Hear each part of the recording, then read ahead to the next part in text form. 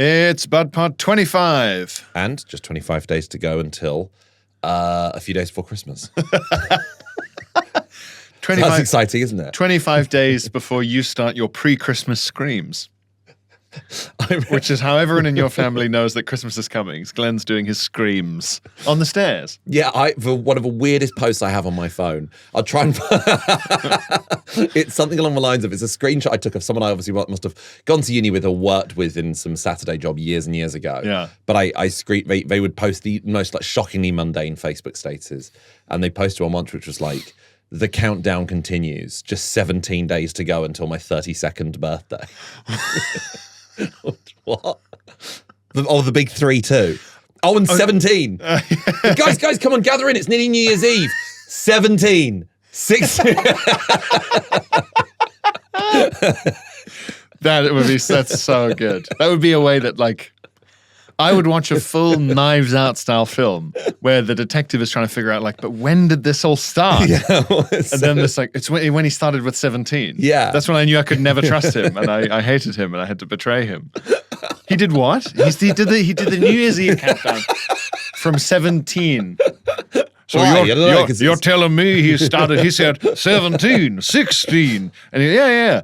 Well, that is awfully strange. Because it reminded him of his 32nd birthday.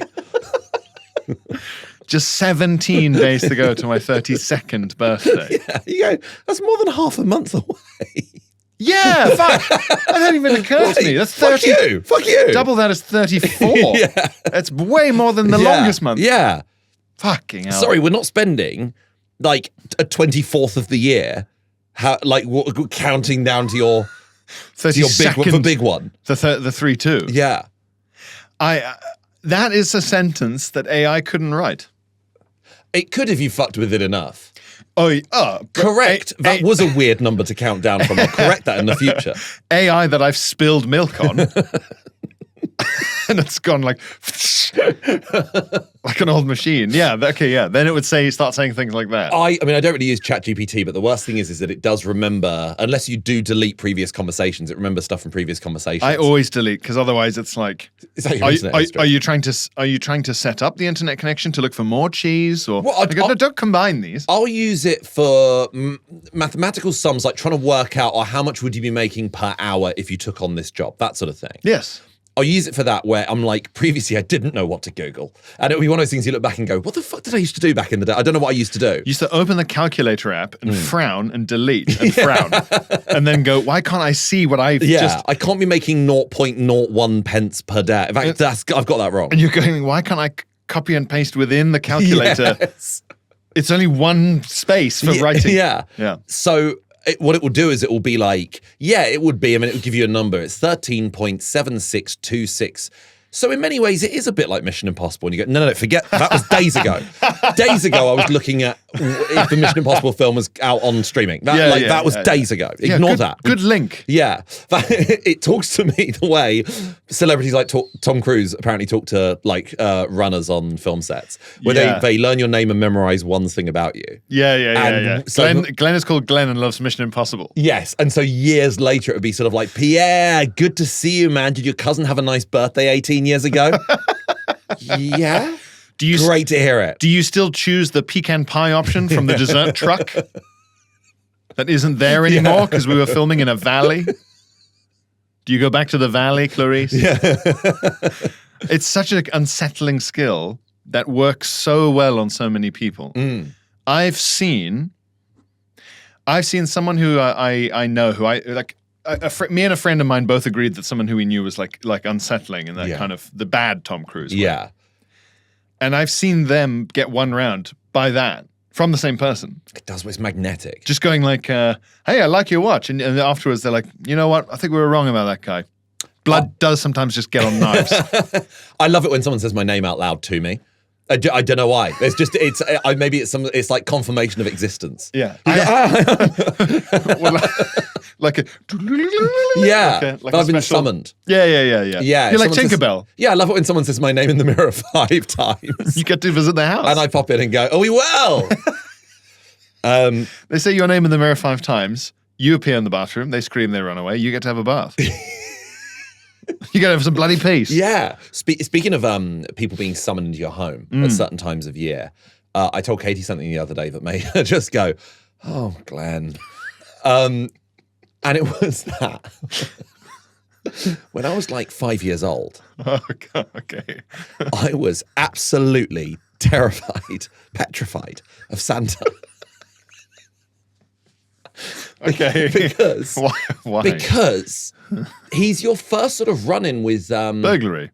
No, authority and a sort of judicial system. Of course, he's watching. He's a judge. And he's watching. He's watching. And I used to go to bed on Christmas Eve so scared. so scared. Because I was like, if I wake up and there's coal in my, all the presents are coal. What if he knows? Yeah, then he'll be like, because I'd be like, I can't even imagine what it might have been that I've made him so furious. And not only that, but that will then be how my parents find out I've been wicked. And so then my parents will be furious with me. So I get, firstly, nothing from my Christmas list, and everyone will be furious with me on Christmas Day and go, what did you do to upset that nice old man? That's true. The whole day, your own parents would be like, God has told us. What the fuck have you done? You're a piece of shit. Yeah. What did you do? Yeah. And also, there's no appeals process. There's no appeals process. You can't write a letter saying, Dear Santa Claus. What was it? Yeah. What was it? But you maybe put it by the fireplace and be like, 2 carrots this time and a glass of milk. And then you come back in the morning and the carrots have been like mashed into the floor and the glass of milk has been smashed. And you're like, he's really fucked off with me. Taking a huge dump in front of the fireplace. Like a burglar. Like a burglar, yeah. He's so angry. Yeah. So I in the same way, I used to be really scared of parents' evening because I'd be like, I wouldn't go. So my parents would go and I'd be like, cosmic parents. Somewhere conversations are happening about me right now. And yes, there's how I think I've done, which is like never ever had a detention, never got told off ever. Yeah. Because I was so scared of authority. Yeah. But yeah, if a teacher's like, he's one of the worst people I've ever met. He just disrupts every class. I've got no response to that. Because bear in mind, I had a tradition of, because of the pheromone, adults acting utterly bizarrely towards me when I was a kid. For instance, must you be so wicked? Must you be so wicked? So of course you go, well, there's no logic to adults' behaviour. So why would why would this go well? You were like your entire behavioral model for the adult world was that bit in Takeshi's Castle where a big fist randomly comes through doors and knocks you into the water. Yes. Yes, exactly that. Yeah. And they go, idiot. And you go, what should I have done differently? Like those sort of weird... You should have worked harder to not be punched by a big fist through a door. Yeah, like those insane like Eastern European prank shows. Yeah. Or like French, like just for laughs or whatever. And it would be like, someone's chased down the street with a knife and then they take their mask off and they point at the camera and the person goes, wasn't I silly? And you go, no, you reacted so well. It's like when someone throws their fist up in your face and they go, you blinked, and you go, good, my body's working correctly. Yeah, if I didn't blink, that should be that should be a test. But you should just keel over sideways. Or there should be a test when you go to A&E. Yeah. Going on quickly. Instead of the hitting your knee thing. Yeah. They should just like really just go for your dick quickly. You go, what the fuck are you doing? You go, perfect. Yeah. Your reflexes are perfect. That's a doctor trying it out. Yeah. Do you know what I mean? Yeah, I was checking. Good reflexes. I'll write that down. No dick touching. You don't have a pen. I know, I'm just using the blood from my finger. I think... Why is your finger bleeding? It's a scratch. It's been a long night. Yeah. It's been a long night. I am surprised my Christmas lists weren't written in a... And if it please your grace... sort of tone. Tiny Tim. Yeah. Oh, please, sir. Begging the king. It's just we've had but 3 rabbits stolen, like a brace of guinea fowl. So whenever your attitude to Father Christmas was like the way someone would be afraid of Caesar. Like, he is a god emperor. Yeah, it was exactly that. You go God, I wouldn't have done well in the Old Testament days. Or you'd have done brilliantly, because that level of fear is what they want. So they would have been like, you know who does good cowering before the mighty Lord? Glenn. No, but then they do that annoying traitors thing where they go, I think it's a double bluff, and I think actually he's the nastiest person we've ever had. You might be martyred. Yeah. I think you know what it would be? It would depend on if God himself can smell the pheromone or not. if God can smell the pheromone, then all bets are off. Well, did God make the pheromone, or does he fear it because it's an unknowable entity? If he had no part in it, then obviously it's come from Satan. Yes. Yes. Does the devil have the power to create in the world? I think Manichaeanism said he did. Right. Or like it's either Manichaean or Gnostic. I think it's Manichaean. There was a thing where they were like, oh, the material world was made by the devil. God didn't make like... So it's the Matrix. Kind of, yeah. God didn't make all the food and porn and things. Yeah. It was the devil did that. The food and the porn. The food and the porn. On the 6th day. All the biggest problems. And the booze. And the booze. Yeah. All the fun stuff. Yeah, all the fun stuff. That's what I've always said, that Adam was lonely, so God removed one of his ribs so he could suck his own dick. And he saw that it was good. Yeah, he saw that it was excellent. And it's the only bit in the Bible that's italicized. And he saw that it was ruddy excellent. And it says, I said it in like an accent. Whenever I saw like a department store Santa, or Santa would like visit your nursery or whatever. Do you know what I mean? Like, just obviously one of the people who worked at the nursery or whatever. So like an inspection from God. Yeah, I treat it in the same way when you get overly diligent and well-behaved around a police officer. Yeah. So, good morning, officer. That's what I'd be like to Santa. Nothing to see here, Santa. I hope you're all well. All the best to Mrs. Claus. All right. All right, you take care. Mind how you go. You take care. In your deepest fears, what were you going to be punished for? Like being cheeky or like eating sweets or... That's what I mean. And you'd go, but everyone else has done so much worse. And they'd be like, but it's different when you do it. And for some reason, it makes me really angry. That's, you know what, I it's nowhere near as extreme as the pheromone, but I think especially in primary school, when you get very serious children who are like, but you have to behave or you get in trouble. And then there's the one kid that is like the proto version of a cheeky kid with charisma. Yeah. Or they're just like, they're naughty and weird, but in a way that the teacher just naturally finds very funny. Yes. And so that's your first introduction to, oh, some people can just talk their way out of trouble. Or yeah, or some people can be Catwoman, where you go, you're not explicitly, you're anti-hero and you're not explicitly goody or baddie. Yes. Yeah, that. Yes, and simply because of your manner, you are permitted to do things that because you're like Hillary Clinton forever. Anything you do that seems moderately bad is such a step down from the perfect governance. Yes, I expected it of Hitler. I didn't expect it from you. And But once you've set that bar. Yeah, that's what it is. Maybe the ideal strategy is to say to children, just be a bit of an irritating dickhead much of the time. Yes. And you'll be so rewarded. You'll be so riches beyond your wildest dreams. Yeah. Because the expectations will be so low. Yeah. Yeah. I have a jingle. Oh, great. Yeah, my first jingle on the show. Yeah.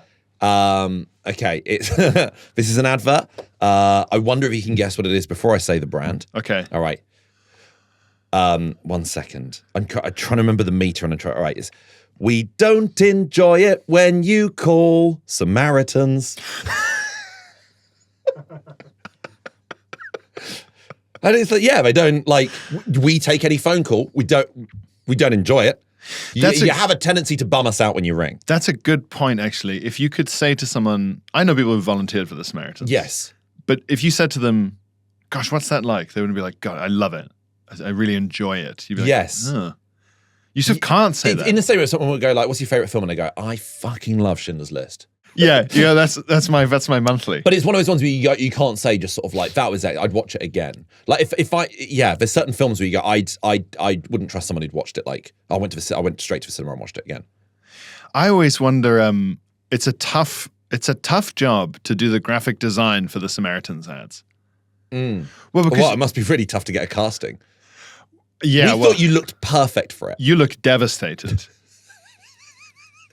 You look exactly as sad as we need people to look for calling this number. Well, look, we have this right here. Yes, this is from Button Button on Boys. YouTube. This is from Button Boys. Yeah, that guy. But that guy. But that's it. But also, like, how much do you think that they go, okay, and we're just going to get, Sarah's just going to come and she's going to work on your hair and like kind of, like, I would love to, it would be, and I mean this in a completely non-cynical way. Yeah. I would be fascinated to sit in the art design meeting and the photo shoot. Yeah, I think they have to say like it's not stock imagery. They go, yeah, it's a bit. You got a big day tomorrow. Make sure you don't get a good night's sleep. We want you to look haggard and exhausted. Or if you don't, is there a extensive makeup available? Yeah, do they have like a really violent version of a fluffer who just smacks you around in between?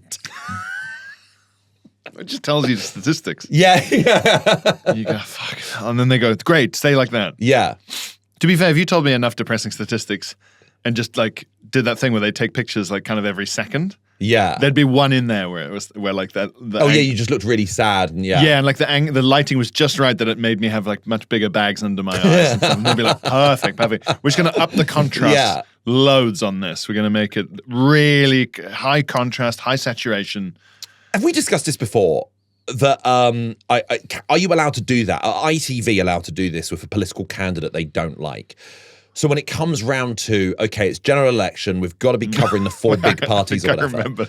That whenever if with Reform, they just sort of went, we just turn the lighting down slightly and we just distort their voice ever so slightly. So it's going, I have a feeling the British public. What's so like whenever cloaked in shadow like Andy McNabb. Whenever the Reform candidate speaks, it's like the villain from Inspector Gadget. Yes. Why is my arm metal now? Or like all the subtitles are always unintelligible. Yeah, unclear. Or just evil whispers. Yeah. In square brackets. I used to really enjoy that in like tabloids. I mean, we spoke before about how I used to have to read like tabloids growing up. Yeah. And it would be so funny the way that like, obviously completely egregious, but the way the Sun, when they really got their fingers in someone and hated them, they could do no right. And it would be like, I'm innocent, he sneered.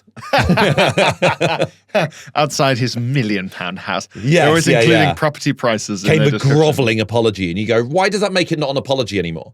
Yeah, it was too much. It was too apologetic. Yeah, so now it actually is reversed. So it goes all the way around. It's again. worse, actually, now. You've made things worse. You've actually murdered someone again. Yeah. In my eyes, that level of apology. How about that? Maybe, because that's altering, right? But maybe they could argue, they could say... Lighting isn't. You just got the lights went a bit dim. Oh, if you lied, sure. Yeah. But I'm trying to think of a way where you could say, that's just quirk of how we film. Just like do like Tim and Eric crash zooms on their wet mouth when they have a sip of water. So just on their fingers and Their fingers going like, we're like every time I take a sip, it's like, go. And then you dub in like after each sip. Yeah, walking away from the interview of incredibly wet footsteps. He shakes the hand, Farad shakes the hand of the interviewer and there's a clear, like sliding in of the hand. Yeah. And then, as he walks away. Yeah, because he'd go like, Nigel Farage claims he's a nice person. You just say claimed over everything that's like a positive. Minister. And it's like rush to their ministerial car, just like little farts. And them going, oh no. And then when they complain, go, no, sorry, it was the journalist saying that to himself because he was running after you. Sorry, that just got picked up by the mic. Yeah. They keep a camera following them when they just excuse themselves to go to the bathroom and they go, all right, the cameraman will just... It was unclear what was going on in there.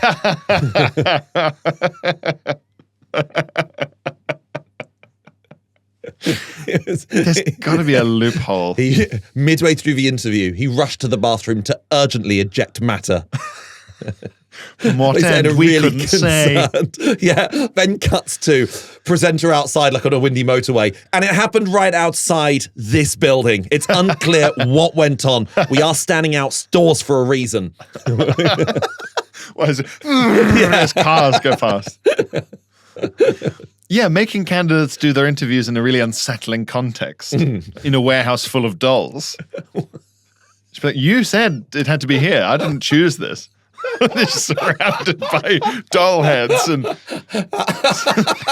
no one can pay attention to what they're saying because in the background it's just thousands and thousands of stacked dolls. Yeah, and someone behind it is just making the dolls move every now and then. It's got nothing to do with the candidate. Every now and then, one just turns to look at the camera.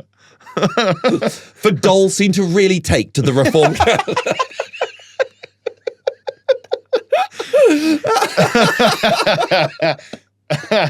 He claimed to have no idea why we were surrounded by dolls.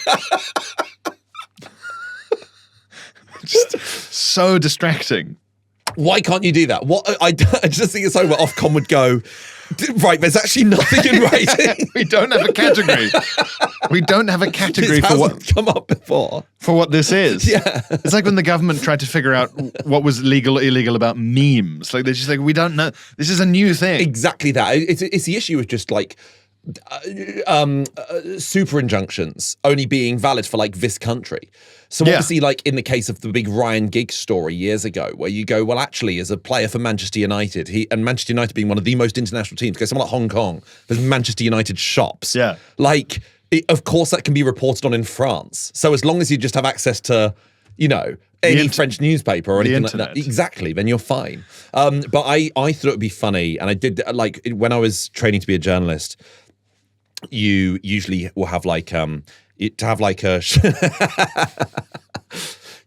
if you had like a 2-camera setup of people being interviewed, like let's say in a field or outside a building or something like that, and you'd position the person so the camera, the person who's talking to the interviewer, you make sure you're only getting the left side of their face, and the interviewee, you make sure you're only getting the right side of their face, so you can see kind of both sides of a conversation when that's happening. And I just thought it'd be really funny once, just in the trading, because I was like, none of this is being marked or assessed or anything like that, to have me interviewing someone. And then when it cut to the wide shot, we were stood directly next to each other, facing the same way, like a Soviet poster, like saluting. And it didn't actually go down very well. Did I tell you about You're one of those humorless people going, oh, that's not actually how you're supposed to interview people. Did I tell you about the tea bag thing? No. I was doing my journalism masters, and it was one of the first things they gave to us, of just, look, you need to be learning how, if you're going to be doing, say, broadcast journalism on, say, TV, then you need to know how these TV cameras work and operate. And they said, just film something as if, and like, someone's being interviewed on the local news about how their gas bill is going up by so much they're unsure how they're going to be able to afford it. And obviously that's not a very visual story because nothing's happening. And they'll just have a few shots of them opening an envelope and shaking their head, and then it will cut to them making a really miserable cup of tea. Yes. Suddenly while the voiceover happens over the top. It's just fluff. A cup of tea that's somehow grey. Yeah. Or like grey liquid. Yes, exactly. Or like if it was like a gym shot and you just see like a bicep moving, like a dumbbell, and then a weight being picked off the floor, and it's sort of like sort of like bodybuilder, lifting 200 kilos, and then it cuts to an old man, and 82 years old. John from Derbyshire is one of the old, that's how it would go. Or just generally, more and more Britons are spending 10% of their paychecks on gym memberships. Exactly that. So it shows people like tapping in with an Oyster card or whatever. So we just had to do like fluff like that to just illuminate, a piece. That was the first thing we had to do. And so me and my friend Amy, we were just like, well, what the fuck do we do? We can just do anything we want. And so I got my housemate Richard at the time.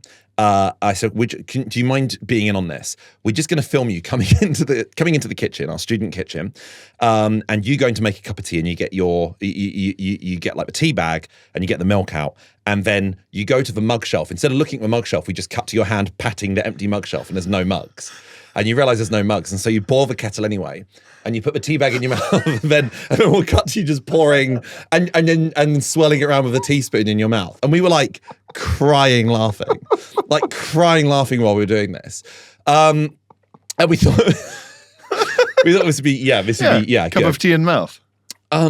And we had to show them one by one, and I was like, they were like, who wants to go first? And I was like, let's leave ours till last, because ours is like, it's really funny. The girl before us, hers was like her visiting her really ill brother in hospital. No. And we were like, and he did the same joke. Is that what you're saying? Yeah. God damn it! I like it can't like pull the tape. So there's this heart-rending moment, and it cuts to your fucking fart parade. Like, yeah. Do you know what's worse? That brother's fine now. So you go on all for naught. All that guilt for naught. He ended up recovering and being fine. Bullshit. Did you still have to show it? Yes, it was agonizing. It was agonizing because everyone was like, oh, right, you're doing it. Okay, right. Yeah, right, well, typical. Yeah, we're all out here doing, news and investigating crimes. Yeah. And you're there doing that. Well done. So, hope you're happy. Always go first. Always go first. You open. Always open. That's the thing about like working in comedy. You spend so much of your career in the early days of trying to get onto the comedy circuit, trying to be playing the weekend clubs, and then you start off in the middle, and then you start opening, and then the dream is obviously to be the headliner. And the moment you become the headliner, all you do is just feel so much envy for the people who got to go on first and leave earlier. For the opener. Fucking hell. Because even if they're being paid like 20% less than you, you're like, I would pay that amount to go home now. And, if you really fuck up your transport in London, that could be how much I end up spending to get home Yeah. in 35 minutes instead of 80 minutes. Yes. If it's an Uber versus 7 buses situation. To a point where I was doing my tour show in Cambridge last night. Thank you all the KOJIs that were shouted out at the end. I appreciated it. But the show was at 7:30. But the venue manager came into my dressing room and said, "We've just got a couple of questions just for a show. So we've got the start time for 9:30." And I went, 9:30? Like I'd lost all sense of like, well, the show isn't happening then. Well, you'll have to die. She'd misread the 19:30 thing as that, but I was just like, having had a sort of like, thank you so much for having me. No, I'm all sorted. Everything's fine, agreement. Thank you so much. The show's at 9:30. What? Get out! It's like, I can't. Did she just flinch? No, I just went, what? And she went, oh, sorry, 7:30. And it was like, please don't do that to me. I can't. I want to go to bed. I always want to go to bed. Always want to go to bed. Yeah. No one's staying up late anymore, though. Like, it's an industry-wide thing. Like, just in any industry. Yeah. Like, late-night stuff, especially in London, is just crashing. And, like, Ricky Gervais on his tours, he's doing, like, warm-up tours sometimes with the show time, the start time. You'll be jealous of this. Yeah. 5:30. Why not? Why not? Why not? Like, if people have finished work, I think as well, because so many people aren't beholden to the 9 to 5 or the 10 till 6 anymore since lockdown. So everyone's free. And why is it better to say to someone, you knock off work at between 5 and 6, say, my show's only going to start at 8, so feel free to have a dinner that will still feel kind of unnecessary and rushed, but still won't take up all that time. Yes. And I'll see you when you're 40 minutes into your own lull. And you'll come in, and then you'll have to sit in a big, uncomfortable chair for another half an hour. Yeah, I'm so grateful. Nearly all of my tour shows this year are 7:30 p.m. Oh, man. To the point where when you do get the occasional 8:30 one, you're like, well, why don't I kill myself? Yeah, I am being robbed, personally robbed.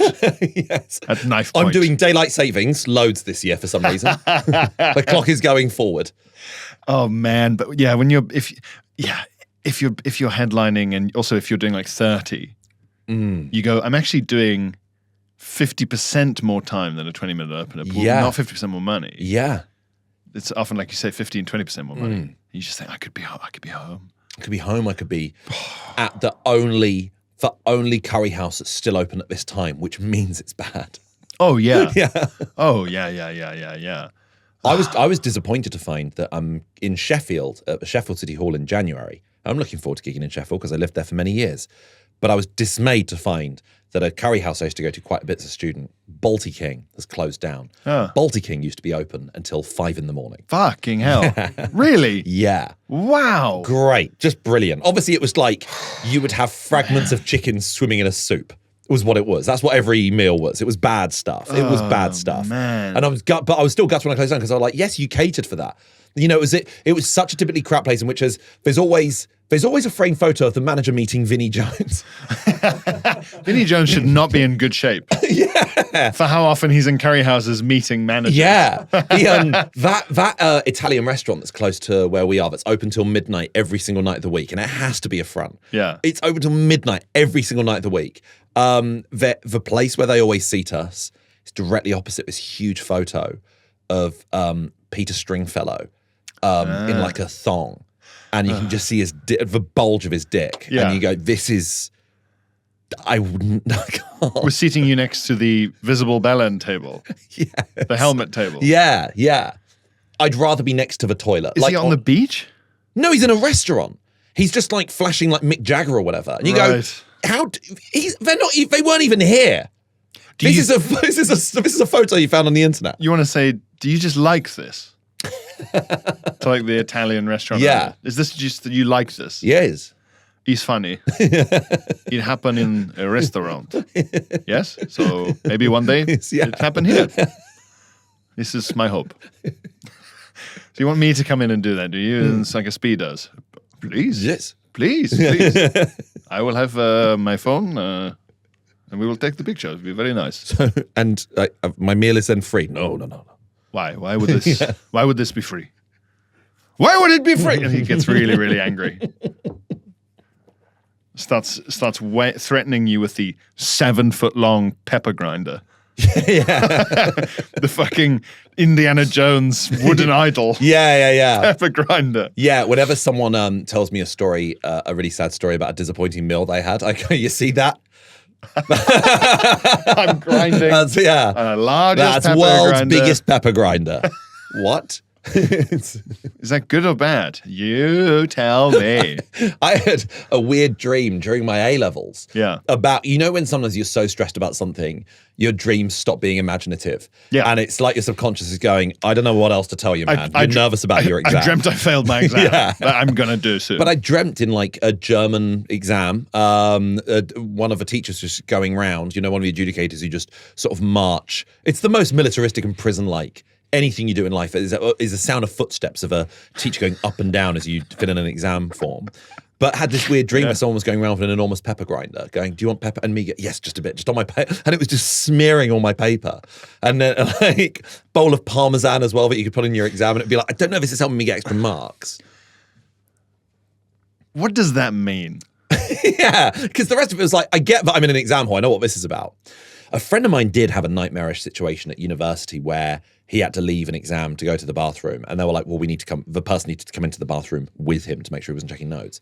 And he just had diarrhea. So he was like, great. So the chaperone is directly outside the bathroom door. And it's just hearing like clattering, like gunfire. Sounds like a Wild West film. But it sounded like he was getting rid of evidence. Do you know what I mean? Like, oh, he's flushing notes. He's flushing tiny balls of notes. Yeah, his good luck pebbles.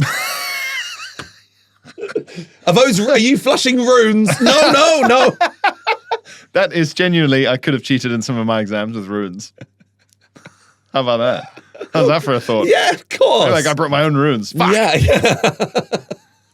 But like he can't see if you've put a load of notes inside your pants. Like why stand outside the door? Exactly. That's nothing. Absolutely pointless. Absolutely pointless.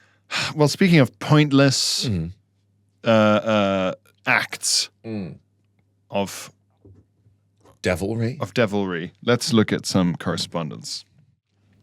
I've got a very little song. Okay. But I save it for the Patreon. Yes. Do sign up to our Patreon, remember. Full episode, extra episode every single week. Not only that, but we're, about 25 episodes in. Yeah. So you immediately get access to 25 full episodes of BudPod that you haven't heard yet. Yeah. And the back catalogue, beyond that even. And all for the price of $5 a month. Yeah. You could buy a $5 with that. It's less than a beer now. Yeah. Fuck. Yeah. We live in hell. No wonder people drink in their living room. Something that 30 years ago would have been a sign for an intervention is now the standard way to live. I love it.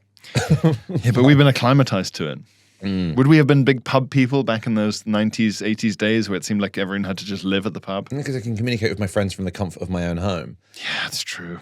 You'd have to delete WhatsApp to save the pub. I don't have to go into a stale, neutral space with a clanging fruit machine. Have you ever played a fruit machine? No. They are just a riddle to me. Absolutely. I don't know what they're... Yeah. People play them like the Phantom of the Opera, the organ, and I just don't understand what they're doing. I see it as the same as someone pressing like symbols in a computer screen in something like Star Trek. Yes. Yeah, just something that you go, none of this is... it's all obviously in a made-up language. Well, in the flashbacks in the Alien franchise, where the engineers, those blue-skinned aliens... Yes, and he gets plugged into that computer, yeah. And you go, this is unknowable. Yes, yeah. Watermelon, brackets, times 3. Admin, close brackets. So you go, okay, all right, he's doing admin. But the fruit machine makes no sense to me. Absolutely, yeah. Watermelon times 3, respin just the middle one. I don't know what I should be pressing. I don't know what the buttons do. I'm saying this as someone who's never tried it. I've tried it a couple of times, and I I understand the manner in which my money's being taken. Beyond that. Is it like, I never do this for babies, but old man sensory? So it's just if you're an absolutely hammered guy in his 80s in Wetherspoons, it just stops you from having a fight. They just go, why don't you go to the colourful blood, and it feels like you're doing it can remind you of working on the cranes. Old man sensory classes is such a funny idea, where it's just someone blows fag smoke in your face. Yeah. And there's a fruit machine. Yes, exactly. And there's like a mat that they can lie down, and there's a sort of gyroscope above them of just pictures of Barbara Windsor that just sort of rotate. A smelly dog. Yeah, or yeah. cat is available. Yes, yeah. And it plays like a little sort of like ballerina music box sort of version of like Squeezes Up the Junction or something. Or just Ghost Town by the Specials. Yes, yeah. Something like that. And then every now and then, those really annoying fruit machine noises. Yeah. I was in a pub the other day where in the perfect silence of various old men drinking on their own, every now and then something near the bar just went bring. But like at random every sort of a minute and a half, long enough for you to Like think. someone's donated to a cam girl. Yeah. Yeah. And I was just there going, this is ruining my life. The only reason I make that reference is that was a bit I kept on doing in Zoom calls and stuff with friends over lockdown, is I would just keep on playing that sound effect and go, thank you so much, Johnny82. Thank you so much. Well, we both did Twitch, so we did do that. Yeah. We did that job. Yes. Except people could make you drink water and things instead of putting a water So bottle bizarre. up your ass, which I guess would have been the equivalent. Christmas tat from Paul. Great. So, dear PG et al., medium-time listener, first-time writer. I like that. Accuracy. My wife and I decided to scope the local department stores to get a general feel for Christmas trends for this year as an excuse to buy hot chocolate. Fair enough. This sounds like my least ideal day out. You're not a fan of hot chocolate, or you don't like... I'll just have it. I don't need to also add a bunch of weird shopping admin. I don't like I don't hot like shopping. No, I don't. I think I like the idea of going shopping. I used to weirdly make sure I did all my Christmas shopping at in Sheffield, big Meadowhall shopping centre, and in London, either of the Westfields, like one of the Saturdays in December. Really? I would deliberately do it on the most busy because you'd go, doesn't get more Christmassy than It this. feels like you're in an American film. Exactly. It feels like you're the dad rushing around looking for Turbo Man or whatever the fuck. A few months before lockdown, December 2019, I was in like Macy's in New York, and it was just like, this is excellent. I don't want to buy anything, but it's nice to pretend I'm here. Yeah,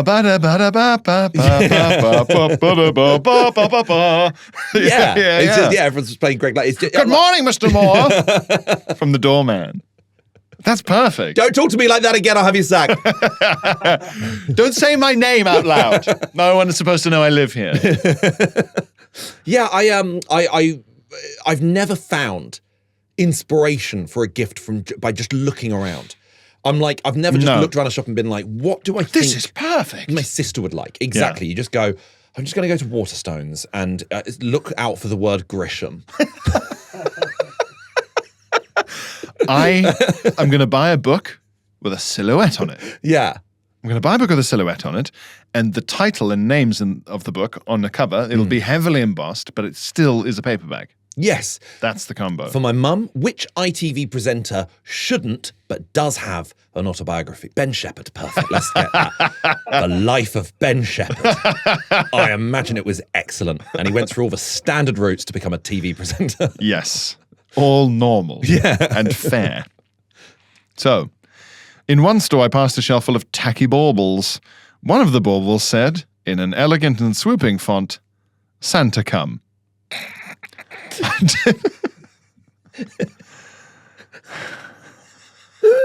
Slip a sable under the For me. Come. What? And it just cuts off. I didn't clock it at first. My brain just accepted it. Why, yes, of course, Santa come. Classic. It wasn't until we got home that I realized, why would Father Christmas deposit his load into a bauble? Why would anyone choose to hang it proudly for Nan to see? What would the neighbors think? I tried to tell myself I must have just misread it, but what was I supposed to do? Do I dare enter Santa's cum bauble into a search engine? No, you mustn't. After a night of thinking about the logistics of this terrible act, the penny suddenly dropped. It said Santa Cam, and the protruding lens was covering the top of the A. So it's a sort of camera ball. Oh, I see. So he's filled in the letter. Yeah. Right, I've done something similar. This would have been your least ideal thing on your tree as a kid. An actual camera. Yes, absolutely. Yes. Surveillance. Elf on the Shelf would have fucking killed me. Yeah. That would have killed me. I would have gone to bed at 4 p.m. every day, straight after school, just living in fear that an elf is in your room. Yeah. I have a similar thing. There's a place near me. I think it's an electronics store. and it's called Masgrove, and the O in the logo is a light bulb, so it isn't actually a letter, and I always read it as just Masgrave. Yeah. Hang on. What does it sell? I think it's a light bulb is in the logo, so I imagine it's like an electronics store or a light bulb store. I imagine it's Masgrove. But that isn't a phrase. Yeah, whereas Masgrave. Masgrave. Day to day. Masgrave. Masgrave. Where did you get these light bulbs from, Masgrave? We'll post a picture on the Patreon. Yeah, I've got it on my phone. That's insane. Masgrave, yeah. Because, Masgrove, that's not a term. No one's ever like, yeah, it was like, that's a forest. Exactly. A mass grove. Large orchard. A large orchard, a mass grove. Yeah, so Santa can, but even that feels, we're so pornographied as a society, but I feel there's connotations there where I'm like, what's he putting up his dick? Go on, just tell me, what's the joke? A candy cane. Oh, God. like a chlamydia test. Yeah. Jesus. The curve of the cane is crucial in hooking it back out again. Yes, and thank God. Yeah. Otherwise, it just looks like a dick with a straw in. Doesn't bear thinking about. Oh, it looks like a Hindu accessory. Mm. There must be candy cane striped dick straws for the Christmas hens. Oh, presumably, yeah, of course. Some factory in a part of China we've never heard of that has a population of 80 million in one city. Yeah. We've still never heard of it. Yeah. Makes those. Oh, man. What do the Chinese factory workers think of the West, given the fucking shit they pump out? They just go, over there, they buy this. Yes, you come home from work, you grew up in China, like before it had, like you'd never see a foreigner ever. Yeah. Because you're in the 80s or 90s, and you work in a factory, and you're like a middle-aged bloke, and you come home from your long day in the factory. Long day at the dick factory. Well, yeah, and your wife and kids are like, so wait, what's the factory making now? And you go, it seems to, be penises you drink through. And they go, what? And you go, look, it's Westerners. I That's think what they for the want. most part, if you're making a penis-shaped straw, you're like, I don't know what this is. I'm a 6-year-old girl. God. Which vision of hell do I prefer? Right, exactly. Both are horrible. Well, oh no, that's Vipco. We'll save that for the Patreon. I don't... Do we have any Christmas tat? I don't think so. Christmas is the only time I'm willing to... the Purge-esque attitude is something I have towards Christmas-esque tat. I'm like, this is the one time of year. Just go for it. I'm really enjoying going to... Bars at the moment appear to have really embraced that 90s style of like lots of multicolored garish fairy lights and tinsel. Yes. And it's very, very dark. Everything's dark, like it's all dark and quite dreary. It makes every public darker because those lights are so individually bright. Yes, that's true. And it feels very 90s. Impossible to photograph. Yes. Because every building looks frumpy. And I actually quite like that. I do prefer that. I was just thinking like, I need to say to Joe, if we're going to go all Christmassy, I want reds and greens in there. Too often it's just like white, silver, and gold. So you go like... That's been the recent trend of the last 5 years. Very classy. A very Slytherin Christmas. Yeah, it's very Melania Trump's attitude. Yeah, so that haunting corridor. Yeah, it was like something out of Hereditary. Of dead white trees. It's like something from Narnia. Really, really shit. Yes, that weird phase about 10 years ago of every movie being a dark reimagining of a fairy tale. What do you mean dark reimagining? We're all fucking dark. Every 2 weeks, another film would come out called The Woodsman. The Huntress. Yeah. And it was relentless. Snow Queen. And apparently it's like a really dark interpretation of the witch Ice from Fairy. Snow White. Yeah. Ice Fairy. Or Angelina Jolie plays everybody. Yes, yeah. Or someone who just might as well be Angelina Jolie. Yes. You have too busy to God, check. you may as well be Angelina Jolie as far as I'm concerned. And it's always like, no, but these elves have like really sharp, pointy teeth, and also they drink blood. And you go, okay. Fine. Exhausting. Yeah. Okay. Original Snow White's already terrifying, so... They're all horrible. Yeah. This is just horrible in a way that looks like it was designed, for Paris Fashion Week. It's just like a kind of Paris Fashion Week mishmash of if you're going to make a horrible version of something, I have more time for the what's the Nightmare Before Christmas? Tim Burton? I have more time for that. It's at least self-conscious. Yes, it got ruined when I was a teenager by goths and emos. It got really taken over. Yeah. It was like a year round. They were obsessed with Nightmare Before Christmas. Got mentioned in a big Blink-182 song. It was just like relentless Nightmare Before Christmas stuff. And you go, the difficulty with Nightmare Before Christmas is you don't really know where it stands in the calendar because it feels weird to watch it at Christmas. And in Halloween, you're just like, this is too Christmassy. So maybe it's a perfect Thanksgiving film. It's a perfect November the 29th Yes. film. Yeah, it's a bridging film. Yeah. I think that's true. And it's always funny. Yeah, I think I've said this before, where all the list of all the most horrible things are still, a terrible tentacle squid. Ooh, it's never just like In the Night Before Christmas. a murderer. I was scared as a kid because of I'm the clown with the tearaway face, and then he rips his face off, and then there's a deeper voice behind it. For children, that is it's good. really fucking scary. Yeah. Here in a flash and gone without a trace.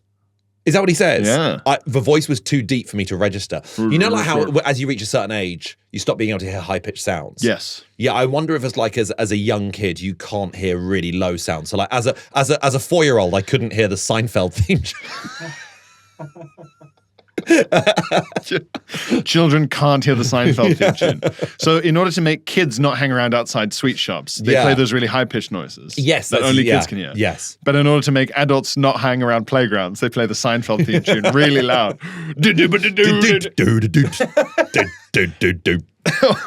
All these pedos going, nose bleeding like 11 from Stranger Things. Yeah, that's a good security measure. Yes. We'll do that. Yeah.